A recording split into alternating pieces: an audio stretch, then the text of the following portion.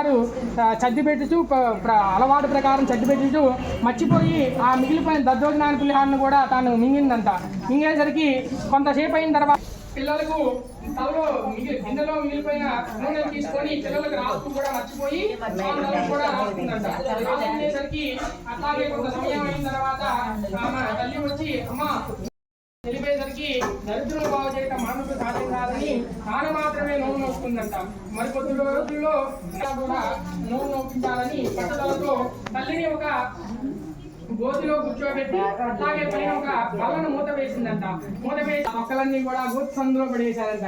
పడేసేసరికి చక్కగా ఆమె దురదృష్టం రావాలి కాబట్టి చక్కగా మొక్కలన్నీ కూడా తిందంట. కొంతసేపు అయ్యేసరికి మర్చిపోయి తొక్కలన్నీ కూడా తిన్నానని అరటిపట్టు తొక్కలన్నీ కూడా తిన్నానని చెప్పేసరికి తాను మాత్రమే నోవు నొస్తుందంట. అట్లాగే మరి 5వ వారం వచ్చిందంట. అట్లాగే ఏమైందంట, వివిధ రకమైన పిండి వంటలన్నీ కూడా తింటూ ఉన్నారంట. తినేసరికి ఏమో ఊరికే కాసేపు నవ్వుకోవడానికే చెప్పా కానీ దాంట్లో అంతరార్థం అంతా కూడా అదే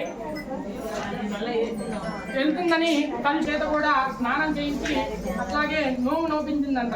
నోము నోపించిన తర్వాత అట్లాగే మహాలక్ష్మి అమ్మవారికి పూర్వకును నైవేద్యం పెట్టినప్పుడు మహాలక్ష్మి స్వీకరించిందంట. అట్లాగే తల్లి పెట్టినప్పుడు మాత్రం స్వీకరించలేదంట. అది చూసి మహాలక్ష్మి అమ్మవారి పుచ్చుకోవట్లేదు అని చెప్పిందంట. అది చెప్పేసరికి అమ్మాయి చాలా విచారించి అమ్మవారిని ప్రార్థించి ప్రసన్నరాలు చేసుకుందంట. చేసుకునేసరికి అట్లాగే అమ్మాయి ఆ తల్లి పూర్వకుడు కూడా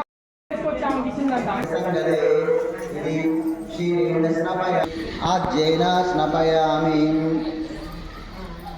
स्वादोर्मित्राय वर्णाय वायुवे बृहस्पतये मधुमागम् आदाभ्यः इति गन्तुमायन्तुरायस्य भाष्य अलक्ष्मीः शुद्धोदकं मामूलिकं स्नानं चेत् शुद्धोदक स्नानं गंगादि सर्वदेव्येभ्यै अहृदय कमलै स्नानं कुरुष्व श्रीदेवी सर्वलोक संतोषिणीं श्रीमन्महादेवी यज्ञोपवीतं धारयामि यज्ञोपवीतं परमं पवित्रं श्रीमन्महागणपति देवतोभ्यो नमः यज्ञोपवीतं धारयामि गन्धद्वारां सर्वभूतानां ओम ताभ्यो स्वयं देवतं समर्पयामि दिव्या शालियां खण्डुलां पुष्पां परमानन्दसंपुष्पाणि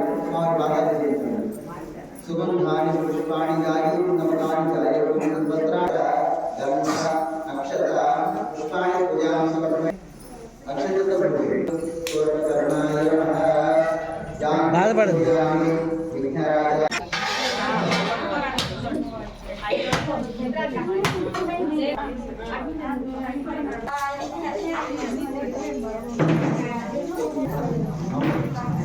తీరుగా పెట్టండి.